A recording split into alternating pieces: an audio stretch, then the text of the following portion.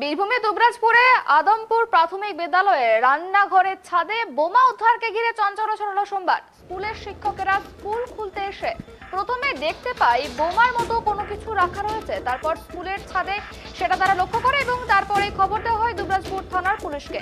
বোমা উদ্ধারের ঘটনায় স্বাভাবিকভাবেই আতঙ্ক ছড়িয়েছে স্কুল চত্বরে। আতঙ্কিত শিক্ষক ও শিক্ষিকারা এবং অভিভাবকরা।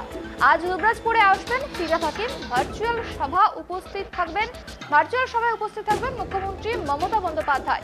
তার আগে দুবরাজপুরের জায়গায় জায়গায় বোমা উদ্ধারের চাঞ্চল্য ছড়িয়েছে। আমরা যখন স্কুল খুলতে আসি সে সময় আমাদের স্কুলে শিক্ষকদের কাছে একজন রিপোর্ট করেন যে ছাদে কিছু আছে।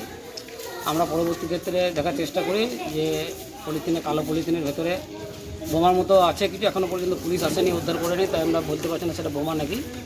তো যদি বোমা হয় আমরা খুবই আতঙ্কিত, কারণ আমাদের স্কুলে যে সমস্ত ছেলেমেয়েরা আছে তারা আশেপাশে তো থাকে, যদি বোম বিস্ফোরণ হয় সেক্ষেত্রে তাদের প্রচণ্ড অসুবিধা, আমরা আতঙ্কিত।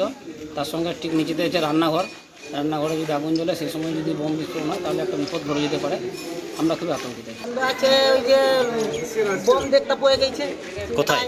ওই যে রান্নাঘরে উপরে। তারপরে দেখতে পেয়ে গেলাম, পাঁচটা লোক এলো, বলছে কি করবে, ওখানে মারবে, তাহলে বন্ধ করতেই হবে, কোনো উপায় নেই।